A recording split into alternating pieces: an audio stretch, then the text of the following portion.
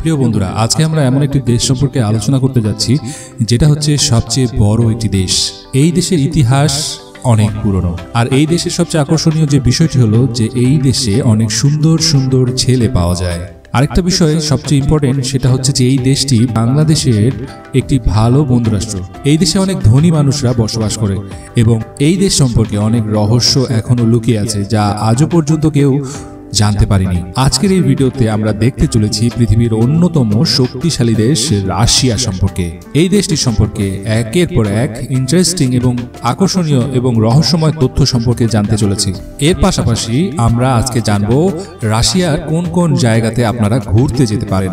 তবে রাশিয়া সম্পর্কে জানতে হলে এই ভিডিওটিকে অবশ্যই শেষ পর্যন্ত দেখতে হবে। তো বন্ধুরা, রাশিয়াতে ভার্চুয়াল সফর করার জন্য আপনারা রেডি হয়ে নিন। চলুন দেখে আসি রাশিয়ার রহস্যময়, ইতিহাস সমৃদ্ধ, হাজার বছর পুরনো রাশিয়ার। তবে সবার আগে আমাদের জানতে হবে যে রাশিয়া আয়তনে অর্থাৎ ক্ষেত্রফলে পৃথিবীর সবচেয়ে বড় একটি রাষ্ট্র। এই দেশটির সর্বমোট ক্ষেত্রফল হল 1,70,75,000 বর্গ কিলোমিটার। এই দেশটি এতই বড় যে এই দেশের এক প্রান্ত থেকে আরেক প্রান্ত পর্যন্ত যেতে আপনার 7 দিন সময় লেগে যাবে। এই তথ্যের ভিত্তিতে আপনারা আন্দাজ করতে পারেন যে এই দেশটি কত বড়। কারো কারো মতে এই দেশটি প্লুটো গ্রহের চেয়েও বড়। আমরা যদি এই দেশের জনসংখ্যার কথা বলি তাহলে এই দেশের জনসংখ্যা 15 কোটির সমান। এই দেশের লোকজন জনসংখ্যা নিয়ে খুবই সচেতন, কারণ রাশিয়ার মানুষ এটাকে বিশ্বাস করে যে যদি দেশে শান্তি এবং খুশি বজায় রাখতে হয় তবে দেশের জনসংখ্যা নিয়ন্ত্রণ করা খুবই জরুরি একটি বিষয়। রাশিয়ার তৃতীয় সর্ববৃহৎ শহর এবং সাইবেরিয়ার রাজধানী হচ্ছে নভসিবির্স্ক। এই শহরটি অনেক যুবকদেরকে আকর্ষণ করে। রাশিয়ার অন্যান্য জায়গার তুলনায় এই জায়গার তাপমাত্রা অনেক ঠান্ডা, আর এই জায়গাটি বরফের উপরে স্কি করার জন্য অনেক বিখ্যাত। আর রাশিয়ার একটি বিখ্যাত শহর সামারা। দুই নদী সামারা এবং ওরগার মিলনস্থল হচ্ছে এই শহরটি। এই শহরে অনেক সুন্দর সুন্দর ক্যাথলিক চার্চ এবং রাশিয়ার সর্ববৃহৎ মসজিদ রয়েছে। এই শহরটিতে আপনি হাইকিং করতে যেতে পারেন, ন্যাশনাল পার্কে ঘুরতেও যেতে পারেন এবং ইউরোপের সবচেয়ে বড় নদী ওরগার প্রান্তে বসে সুন্দর সুন্দর মনোরম মনোমুগ্ধকর দৃশ্য দেখতে পারেন। রাশিয়ার মুদ্রার নাম হচ্ছে রাশিয়ান রুবেল। যদি আমরা রাশিয়ার রুবেলের সাথে বাংলাদেশের টাকার পার্থক্য করি তাহলে এক রাশিয়ান রুবেল সমান বাংলাদেশি 1.58 টাকার সমান। রাশিয়ার রাজধানী শহর হচ্ছে মস্কো। মস্কোতে ট্রাফিক একটি বড় সমস্যা। রাশিয়ার অধিকাংশ মানুষ, বিশেষ করে যারা রাশিয়াতে বসবাস করে, তাদের বেশিরভাগেরই গাড়ি আছে। সকালবেলা যখন সবাই অফিস করার জন্য গাড়ি নিয়ে বের হয় তখন রাশিয়ার এই মস্কো শহরে বিশাল বড় ট্রাফিক জ্যামের সৃষ্টি হয়। ট্রাফিক জ্যাম থেকে বাঁচার জন্য রাশিয়াতে এমনও ঘটনা ঘটেছে যে মানুষ ভুয়া রোগীর ভান করে অ্যাম্বুলেন্সের সাহায্য নিয়ে ট্রাফিক জ্যাম পার হওয়ার চেষ্টা করে। রাশিয়াতে প্রতি বছর এভাবে 4000 ব্যক্তিকে নকল রোগীর ভান ধরে অ্যাম্বুলেন্স ব্যবহার করার কারণে মামলা দেওয়া হয়। যদি আপনারা শপিং করতে চান তাহলে গ্লাস মার্কেট এবং অরবিট স্ট্রিটে শপিং করতে ভুলবেন না। বন্ধুরা, আপনারা হয়তো সোচি শহরটির নাম শুনেছেন বা জানেন। 2018 সালের ওয়ার্ল্ড কাপ ফিফা অনুষ্ঠিত হওয়ার আগে 2014 সালের উইন্টার অলিম্পিক এই সোচি শহরেই অনুষ্ঠিত হয়েছিল। এখানে বাইজেন্টিন আমলের অনেক নিদর্শন এবং মিউজিয়াম রয়েছে, যেখানে সারা পৃথিবীতে ফুলকে একটি পবিত্র জিনিস হিসেবে মনে করা হয়, আর রাশিয়াতে বরং এটাকে উল্টো মনে করা হয়। এখানে আপনি উপহার হিসেবে আরেকজনকে কখনোই আরেকজনকে দিতে পারবেন না। তাই আপনারা যদি কখনো রাশিয়াতে যান কখনোই আপনি অন্যজনকে ফুল দিবেন না। এখন চলুন ওই সকল জায়গা সম্পর্কে জানা যাক যেখানে আপনি ঘুরতে যেতে পারেন এবং এই দেশ সম্পর্কে অনেক কিছু জানতে পারেন। প্রথমেই বলবো সেন্ট পিটারবার্গের কথা। আর এই স্থানটিকে রাশিয়ার শাহী রাজধানীও বলা হয়। এটি রাশিয়ার অন্যতম ধনী শহর। এই শহরে রয়েছে অনেক পুরনো এবং দামি রাজমহল। এটি রাশিয়ার দ্বিতীয় এবং সবচেয়ে বড় শহর, যা রাশিয়ার ঐতিহাসিক, সংস্কৃতি এবং রাজনৈতিক দিক থেকে অনেক বেশি গুরুত্বপূর্ণ। এই শহর টুরিস্টদের জন্য বেশ জনপ্রিয় একটি স্থান এবং প্রতি বছর লাখ লাখ মানুষ এই শহর ভ্রমণ করতে আসে। আপনার যদি কখনো এই শহরে যান তাহলে অবশ্যই হার্মিটেজ মিউজিয়ামটিকে ঘুরে আসবেন। এই মিউজিয়ামে রয়েছে 3 লাখেরও বেশি কালেকশন। এটি ছাড়াও এখানে রয়েছে অনেক সুন্দর সুন্দর ভবন। এর পরের স্থানটি রয়েছে কাজান। এই শহরটি মস্কোর চেয়েও বেশ পুরনো। এই শহরটির স্থাপনা করা হয়েছিল 1005 সালে। 2018 সালের ফিফা ওয়ার্ল্ড কাপ আয়োজন করা সহ এই শহরে অনেক স্পোর্টস ইভেন্টের আয়োজনও করা হয়েছিল। এজন্য এই শহরটিকে রাশিয়ার স্পোর্টস ক্যাপিটাল শহর বলা হয়। কাজান একটি কাতার শব্দ, কারণ এই শহরটিকে কাজান বলা হয় কারণ এখানে বসবাসকারী অধিকাংশ লোকজনেরই কাতারের মুসলিম বংশগত। এজন্য এখানে আপনারা চার্চের পাশাপাশি মসজিদও দেখতে পাবেন। এরপরের শহরটি হলো মস্কো। মস্কো শুধু রাশিয়ার রাজধানী নয়, এটি হলো রাশিয়ার হৃৎপিণ্ড এবং রাশিয়ার সবচেয়ে বড় ট্যুরিস্ট স্পট। এই শহরে দেখার মতো অনেক জায়গা রয়েছে। এখন আপনি কোথা থেকে দেখা শুরু করবেন, কি কি দেখবেন সেটা নিয়ে আপনি বিভ্রান্ত হয়ে যাবেন। এখানকার বিখ্যাত দর্শনীয় স্থানগুলোর মধ্যে রয়েছে Red Square, Moscow Kremlin, Saint Basil Church, State Historical Museum, the Pushkin State Museum of স্পাইনার্স, বলশয় থিয়েটার এবং আরো অনেক কিছু। এই সকল জায়গা ঘুরতে একদমই ভুলবেন না। বন্ধুরা, আপনাদের এটা জানা উচিত যা রাশিয়াতে যাদের গাড়ি রয়েছে তাদের প্রত্যেক দিন গাড়ি পরিষ্কার পরিচ্ছন্ন রাখতে হয়। এটা বলা হয় যদি আপনি ময়লা গাড়ি নিয়ে রাশিয়ার রাস্তায় বের হন তাহলে এটা ধরে নেওয়া হয় যে আপনি কোনো কিছুর পরোয়া করেন না।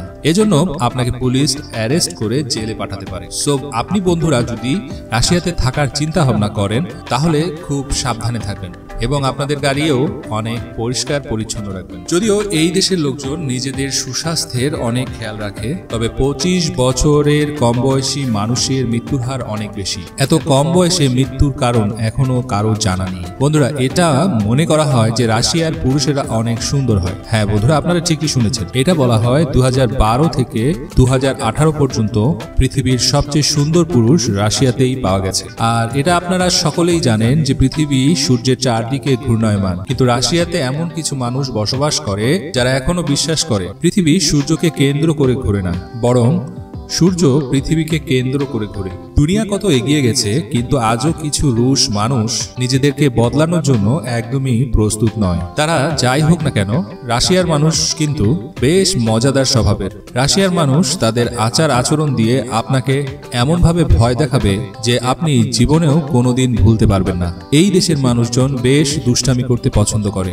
আপনারা হয়তো এই তথ্য শুনে অবাক হবেন যে রাশিয়াতে পুরুষের তুলনায় নারীর সংখ্যা অনেক হারে বেশি। হ্যাঁ বন্ধুরা, আপনারা ঠিকই শুনেছেন। জনসংখ্যার হিসাবে রাশিয়াতে প্রতি 100 জন নারীর বিপরীতে রয়েছে মাত্র 86 জন পুরুষ। রাশিয়ান সরকার এই সমস্যাকে সমাধানের জন্য অনেক বছর থেকে চেষ্টা করে যাচ্ছে। অন্যান্য দেশে যেখানে নারীরা পুরুষদের দ্বারা উত্ত্যক্তের শিকার হয়, রাশিয়াতে তার ঘটনা পুরোই বিপরীত। এখানে নারীরাই উল্টো পুরুষদেরকে উত্ত্যক্ত করে, যেটা আপনাদেরকে প্রথমেই বলা হয়েছিল যে রাশিয়াতে এমন কিছু রহস্য জড়িয়ে আছে যেটা আপনি জানেন। আপনারা কি জানেন দুনিয়ার কিছু প্রভাবশালী এবং ধনী ব্যক্তি রাশিয়ার শহর মস্কোতেই বসবাস করে? এই সব ব্যক্তিদের সংখ্যা প্রায় 76, যা নিউ ইয়র্কের চেয়ে 3 গুণ বেশি, এবং নিউ ইয়র্ক রাশিয়ার পরে দ্বিতীয় স্থানে অবস্থান রয়েছে। বাংলাদেশে মেট্রো রেল প্রকল্প চালু করা হয়েছে, কিন্তু রাশিয়াতে প্রত্যেকটি বড় শহরে মেট্রো রেলের ব্যবস্থা রয়েছে। এখানকার লোকজন অতিরিক্ত মাত্রায় মেট্রো রেল ব্যবহার করতে পছন্দ করে। অন্যান্য দেশের তুলনায় রাশিয়ার লোকজন অতিরিক্ত মাত্রায় অ্যালকোহল সেবন করে, আর এজন্য প্রতি বছর 5 লক্ষ লোক মারা যায়। এখানকার লোকজন যখন একবার অ্যালকোহল সেবন করতে বসে তখন এদের আর হুঁশ থাকে না যে কখন সকাল হয়ে গেছে। এটা বলা হয় যে রাশিয়াতে আজও 15 থেকে 20টি শহর রয়েছে যা সম্পর্কে আজও মানুষেরা জানে না।